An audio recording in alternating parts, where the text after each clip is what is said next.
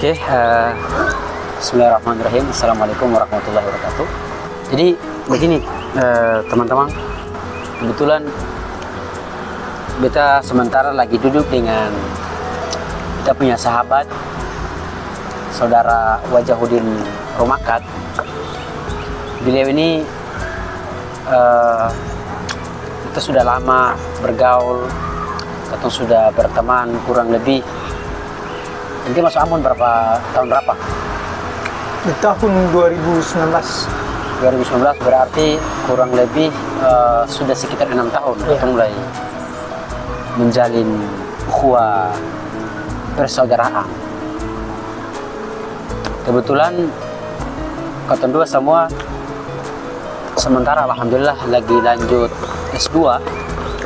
Beliau di jurusan hukum keluarga, sementara beta di jurusan ekonomi syariah. Dia lanjut di kampus YN Ambon dan beta lanjut di Universitas PT IKI Jakarta. Nah, mengapa ini penting untuk kita bahas? Karena atau sekolah ini sebenarnya menurut ente itu apa perspektif? Atau kenapa harus sekolah? Kenapa harus menuntut ilmu? Ini pertanyaan pribadi. Jawabannya juga pribadi. Menurut pandangan saudara, apa sih yang menjadi alasan kenapa tuh ketong harus sekolah? Atau kenapa tuh ya cukup S1 saja kan? Iya. Ngapain sih harus S2? Kan orang tuh punya uang. Betul. Iya kan? Menarik pertanyaannya. Sama juga beta, orang tuh juga punya uang. Tapi apa yang menjadi istilahnya apa ya? Variabel apa yang mempengaruhi saudara sehingga dengan keputusan yang tidak gampang, pertimbangan yang tidak gampang, berani lanjut S2? Langsung saja Bang. Ya, Langsung saja. terima kasih Bang Andi selaku sahabat yang paling dekat dengan saya dan juga saya sudah anggap sebagai kakak kandung saya sendiri yang sering memberikan motivasi ketika saya menghadapi tantangan di waktu S1 maupun S2. Beliau merupakan bukan lagi sahabat, tetapi saya anggap sebagai kakak kandung. Sama-sama melanjutkan S2 yang tadi beliau sudah sampaikan terlebih dahulu. Bagi saya, kenapa sih saya harus melanjutkan S2? Tujuan daripada pendidikan itu apa ya yang nanti kita dapatkan? Apakah mencetak generasi-generasi emas di tahun kedepannya, ataukah menjadi hanya sebatas ijazah, itu sebatas tongkat sihir yang diinginkan semua para mahasiswa? Kadang orang berpikir tentang hal itu. Contoh misalnya di kampung, sering saya menanyakan kepada adik-adik saya, kenapa kalian nggak kuliah? Kenapa selesai dari SMA nggak kuliah? Katanya sih latar belakangnya punya uang, terus orang tuanya tidak mampu. Pokoknya alasan-alasan yang sering ditimbulkan lah. Intinya alasan-alasan yang selalu konotasinya uang. Nah, sedangkan pertanyaan tadi bagi saya melanjutkan S2 itu karena saya belum mampu mendapatkan intisari daripada ilmu itu di S1. Oke, baik. Sehingga saya lebih memotivasi diri saya untuk lanjut ke S2. Ingin bukan pintar sih, karena sudah banyak orang pintar, sudah banyak orang profesor, tetapi saya ingin menjemput momentum ke depannya. Karena banyak contoh misalnya di Kabupaten SBT saat ini banyak dibutuhkan para dosen-dosen dan harus latar belakangnya itu S2.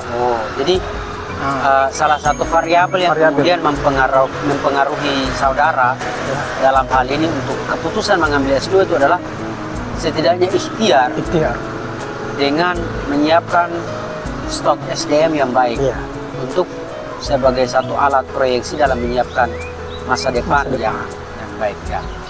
Oke, dari sini kita ingin juga sedikit bercerita ya,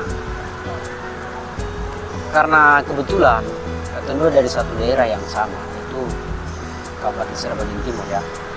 Kita dari Kecamatan Pulau Gorong dan saudara ini dari Kecamatan Teluk Waro. Kita ingat betul awal-awal keputusan untuk mengambil S2 itu tidak gampang. Tidak gampang dengan pengertian seperti ini.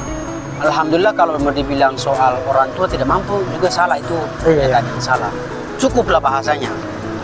Tapi kalau dikonfirmasi berdasarkan jumlah saudara, kalau dihitung berdasarkan pendekatan yang rasional saja, harus ada 1-2 orang yang nganggur dulu untuk sementara. Karena biaya S2 itu tidak sedikit ya, sedikit. apalagi beta yang saat ini lanjut di Jakarta. Kalau dilihat berdasarkan mata pencaharian orang tua, itu apa ya, tidak mungkin. Karena orang tua punya pendapatan tentatif. Kadang kalau orang tua di kampung kan hampir sebagian besar ya pekerjaannya tergantung musim. Kalau kondisi laut bagus, jadi nelayan. Tapi kalau kondisi laut buruk, jadi petani. Iya. Nah, apalagi petani dan nelayan yang di pelosok negeri kayak Katong negeri di sana kan, pangsa pasarnya yang masih minim, Iya. sehingga ikan sebanyak apapun sebagian juga harus dijual dengan Dengan murah.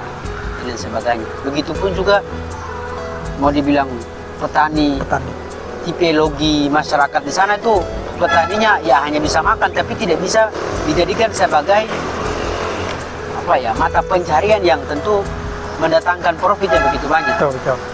Nah, dengan kondisi tipologi mata pencarian orang tua yang seperti itu membuat beta juga awal-awal Ragu ya? ragu juga. Iya. Ini kita mau ambil S2 atau jangan? Kita ambil sementara SPP, kemudian uang pendaftaran ini masih belum jelas. Betul.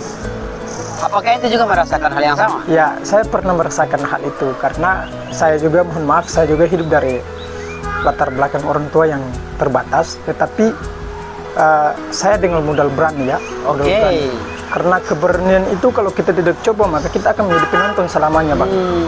Menarik. Keberanian itu kalau tidak dicoba, kita maka akan menjadi penonton selamanya. Penonton selamanya. Ya. Menarik. Jadi harus kita berani mengambil satu putusan yang kita sudah niatkan dalam hati. Kan Allah sudah jelaskan di dalam Al-Quran itu kan, setiap kesusahan pasti ada kemudahan yang Allah berikan, dan itu sebagai prinsip hidup yang saya bawa selama ini. Jadi kalau ditanya soal satu, kira-kira misalnya pertanyaan apa sih membuat kita tuh lanjut S2 atau misalkan, karena kita tadi sudah tanyakan, kalau kira-kira pertanyaan itu dialihkan ke beta juga akan punya jawaban yang hampir mirip tapi mungkin dengan cara yang berbeda. Ya. Bahwasanya beta punya niat dan nawait yang begitu tulus untuk memperbaiki IPM Serang bagian timur. Ya, karena kalau ketong lihat, ketong bisa survei dari kecamatan Warinama sampai dengan Bula Barat.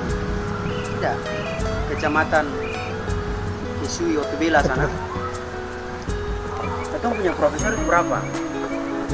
Ketong punya dokter itu berapa? Menarik. Iya kan? Menarik.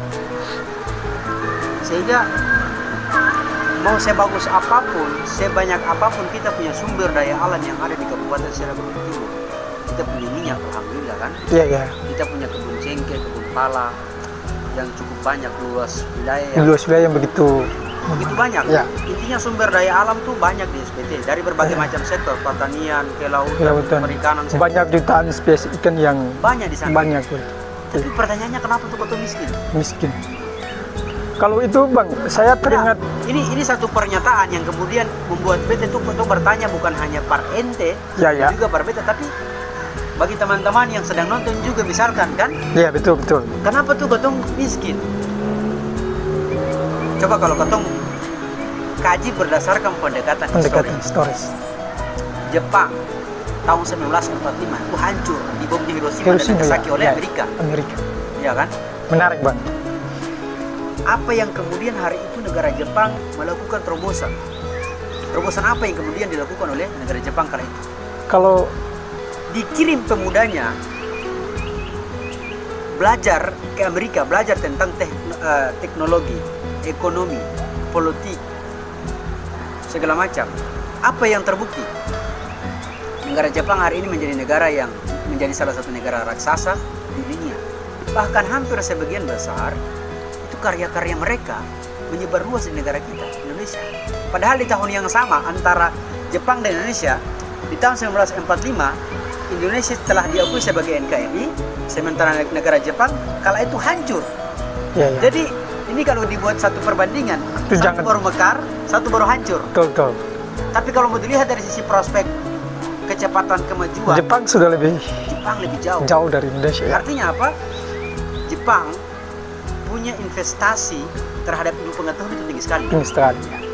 Nah, jadi tidak ada satu bangsa yang kuat dan kokoh atau satu daerah yang kuat dan kokoh kalau pemuda-pemudanya itu punya IPM yang rendah, Ya. indeks prestasi manusia yang rendah.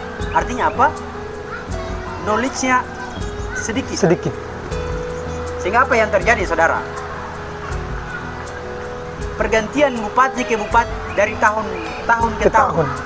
Pergantian pemimpin kemudian dari tahun ke tahun juga demikian. Penyediaan sumber daya manusia tidak sesuai dengan stok OPD yang ada di Ya, ya. daerah-daerah sana. Sehingga kapal dinas tadi diberikan kepada orang yang bukan ahlinya. Itu yang menjadi kehancuran besar. Iya, kan Ya. Nabi bilang kan kalau jabatan itu diberikan kepada orang yang salah, maka tunggulah kehancuran. Kehancuran. Ya. Sehingga walaupun dari tahun ke tahun pemerintah pusat berikan katong APBD mau 100%, katong begitu saja kalau katong punya IPM itu rendah. Nah, Betul. kira-kira alasan itu yang membuat beta tuh harus sekolah. Apapun yang terjadi, mau bautang, mau orang tua bautang, karena bagi beta itu yang namanya sekolah ya, kata Imam Syafi'i, orang yang menuntut ilmu rezekinya itu sudah telah ditakar. Masya Allah. Iya, rezekinya itu sudah ditakar. Toh pasti kau mendapatkan dinamika. Cobaan dalam. Iya pasti. Betul. Karena kau mau mulia ini saya gampang. Segampang pasti. Gampang.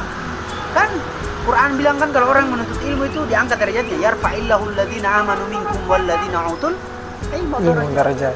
Niscaya Allah akan mengangkat derajat orang-orang beriman di antaramu dan beberapa derajat orang-orang berilmu. Masa kau mau diangkat derajat lalu tiba-tiba sing ada angin, sing ada hujan, tiba-tiba prof, tiba-tiba doktor. Ya. Betul. Secara hukum kausalitasnya nggak ketemu itu kan. Jadi itu yang beta pengalasan tuh kenapa tuh beta harus lanjut S2. Soal nanti ke depannya beta mau jadi apa? Itu other question. Kalau orang borong bilang begitu itu lain soal. Baik. Jadi kira-kira katong dua hari ini mengambil keputusan untuk lanjut S2 atau bahkan ke depannya insya Allah ya. Mudah-mudahan Allah kasih panjang kesehatan. Amin. Bahkan bisa sampai ke strata selanjutnya S3 misalkan. Amin. Ini katong sedang membantu mensubsidi IPM di katong kabupaten tercinta sana. Ya. Kabupaten Serang Bagian Timur negeri Itaewon Nusa. Jadi keputusan kita itu berdampak kepada banyak orang. Keputusan kita untuk menuntut ilmu, belajar, itu sama halnya kita sedang melakukan satu ziarah intelektual Masya yang kemudian Allah. akan berdampak terhadap reputasi nama baik Kabupaten Serang Bagian Timur. Iya kan? Makanya Ya. hari ini tuh beta agak resah juga ya. Beberapa hari yang lalu kita lihat ketemu adik-adik yang hari ini lagi viral-viralnya ya. Walaupun masalah joget ya kan, itu sudah orang Serang Timur itu sudah akrab dengan hal seperti itu. Tapi beberapa hari yang lalu atau kemarin ya kalau nggak salah ya. Kemarin malam. Kemarin malam. Atau adik-adik, atau punya saudara lah, adik-adik bukan. Mungkin ada abang-abang juga di sana kan. Iya. Atau punya abang-abang, atau saudara melakukan sesuatu yang kemudian memicu respon publik. Iya. Bahwa kalau seandainya ketemu generasi-generasi dengan model seperti ini, itu bayangkan kita mengharapkan SBT untuk lebih baik ke depannya itu seperti apa? Iya. Itu menurut saudara bagaimana? Kalau saya sih sebenarnya ada satu aturan yang harus dia lakukan oleh Pak Bupati atau himbauan kepada kepala-kepala sekolah ya untuk ketika setelah selesai lulusan maka jangan lagi ada pesta pora. Ya. Karena yang kita khawatirkan ya, kita ikhtiar jangan sampai ketika pada saat pesta itu ada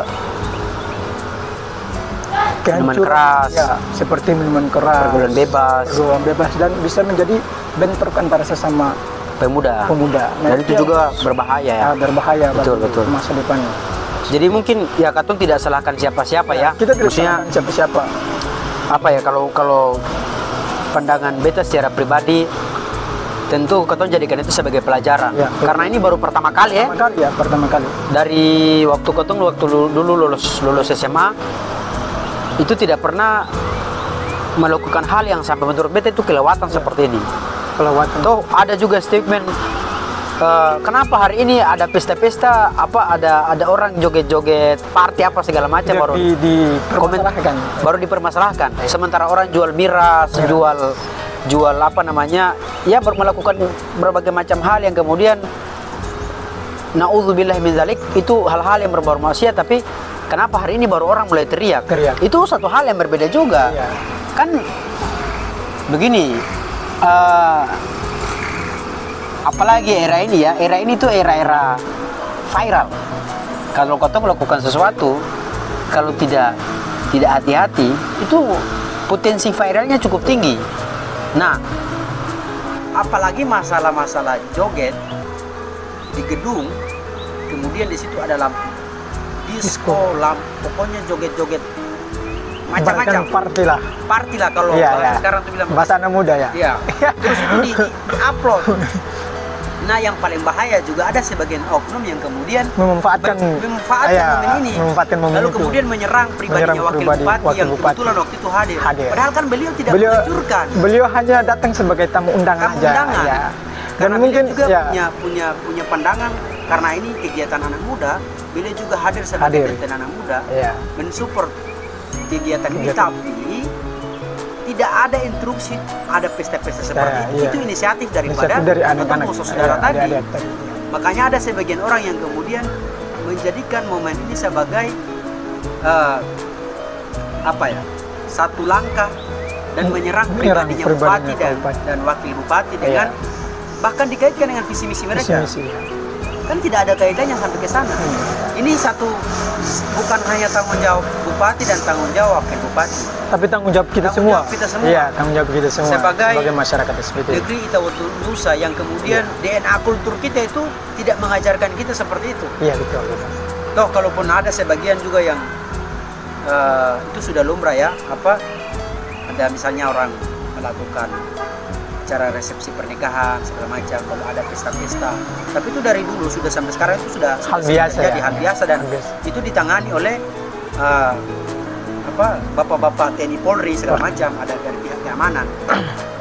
Tapi kegiatan berurusan yang hari ini jadi satu perbincangan publik di Kabupaten Serbagin Bagian Timur, bagi beta ini sesuatu baru dan menjadi pelajaran buat kita semua. Tapi mungkin kita tekankan kepada Pemda untuk lebih mengawal dan memberikan instruksi kepada seluruh pimpinan-pimpinan sekolah bahwa kegiatan-kegiatan ini tidak boleh dilakukan.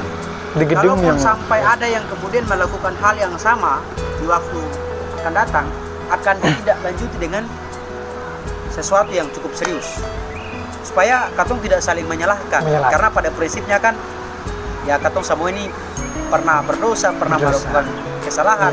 Tidak suci lah katong semua ini. Pasti tapi ada tidak. Katong itu harus wa'amilus shalihat wa tawassaw bil haq wa tawassaw saling menasihati dan saling Iya.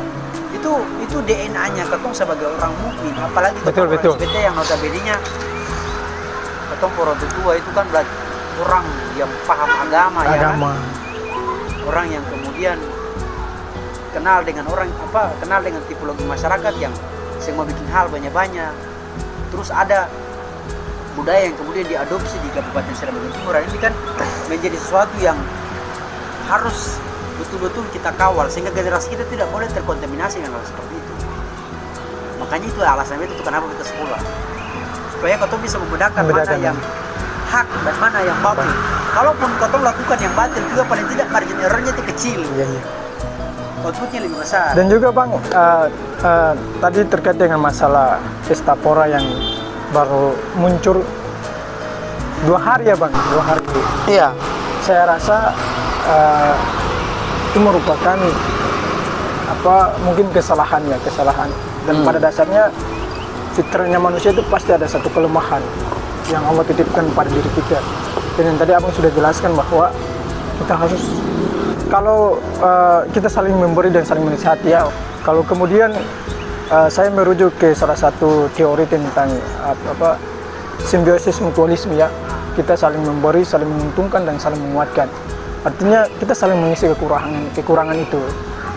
Jangan kita memanfaatkan momentum lalu kita menyerang Bapak Wakil Bupati dan Bupati. Karena itu tidak masuk dalam agenda visi misinya Pak Bupati sama Wakil Bupati. Makanya era ini tuh era orang saling sikut menyikut, orang kemudian saling serang menyerang. tentu hal-hal seperti ini yang kemudian harus secara pribadi tidak boleh ya, karena hal-hal seperti itu tentu merusak tali persaudaraan di negeri yang cukup dikenal dengan negeri yang santun, negeri yang selalu menjunjung tinggi nilai-nilai persaudaraan, negeri yang selalu menjunjung tinggi nilai-nilai adat. Kalau menurut Abang Ani nilai-nilai tefiliden ya? Iya, tefiliden. Tefiliden itu menurut kita itu satu mutiara filosofi yang harus dirawat, karena itu orang tua atau punya para leluhur berjuang menghadirkan nilai-nilai kehidupan seperti itu menjadi satu oleh-oleh buat ketong generasi hari ini. Coba seandainya Bang, mohon maaf, coba seandainya kita para generasi sekarang ya, dan juga abang-abang sekarang, seandainya mereka memanfaatkan dan mempraktekkan nilai-nilai budaya itu, nilai-nilai tefiliden itu sebagai salah satu budaya. Jadi kalau beta negeri yang SBT yang kotong sama-sama cintai ya, negeri Itaotu Nusa, negeri yang santun, negeri yang kemudian menjunjung tinggi nilai-nilai moral, akhlak yang telah diajarkan oleh ketong punya orang tua, ketong punya leluhur, mestinya itu harus ketong jaga. Sehingga orang tua bilang, siapa bikin baik, negeri lihat dia. Siapa bikin sampai, negeri sumpah dia. Akhirnya nanti ketong sekolah biar tinggi-tinggi pun, ketong tak putar begitu saja. Ketong pun orang tua di kampung bilang, akal yang mengerti tertutup. Karena ketong pun nawait tadi yang bersih. Ketong lihat orang senang, ketong susah. Ketong lihat orang susah, ketong senang. Ini satu nilai-nilai hidup yang sebenarnya ketong belajar ilmu itu dari mana? Ketong orang tua kan yang pernah ajarkan ketong begitu. Tapi begitulah tipologi manusia kan berbeda dengan berbagai macam karakter. Tapi lagi-lagi kembali ke statement awal tadi bahwa ketong saling take in give nasihat. Ya, ketong saling take in give pengetahuan itu sangat dianjurkan. Ketong duduk sambil nongkrong, diskusi tentang masalah negeri, masalah masa depan, masalah saat ini. Supaya apa yang saudara rasakan, itu saudara bisa berikan. Karena masalah ini kalau ketong saling take in give, saling memberi dan mendapatkan. Ketong manusia ini pung otak itu berapa? Mau pikir segala macam hal ini. Nah, tujuan ketong silaturahim, tujuan ketong baku dapa itu supaya ketong bisa sama-sama terlepas daripada silaturahim, ketong bisa bertukar pikiran untuk menyelesaikan ketong masalah bersama. Begitu saudara. Mungkin itu yang kita bisa sampaikan ya, sebagai anak muda SBT. Kita sama-sama inginkan untuk membangun SBT itu jauh ke depan, untuk menciptakan generasi emas di tahun berikutnya. Pertama ialah ketika seorang pemimpin itu harus modal punya kualitas ya, sumber daya manusia, kemudian punya modal keberanian, mental keberanian untuk melakukan sesuatu. Terus jangan baper ketika dikritik, itu satu. Kemudian bukan saja pemimpin, tetapi masyarakat pun harus yang tadi ya, harus punya kapasitas intelektual yang memadai untuk sama-sama membangun SBT itu ke depannya. Oke, itu saja Bang. Sekian dari saya. Jadi kalau statement saja gitu ya. Kalau tidak bisa merubah negara, maka rubahlah satu daerah. Kalau tidak bisa rubah satu daerah, maka rubah satu negeri. Kalau tidak bisa rubah satu negeri, maka rubah satu keluarga. Kalau tidak bisa rubah satu keluarga, maka rubahlah diri Anda. Dengan merubah diri Anda akan berdampak terhadap negeri tersebut. Sekian, assalamualaikum warahmatullahi wabarakatuh. Jangan lupa like, comment, dan subscribe di channel Andi Subandri Swakul Official.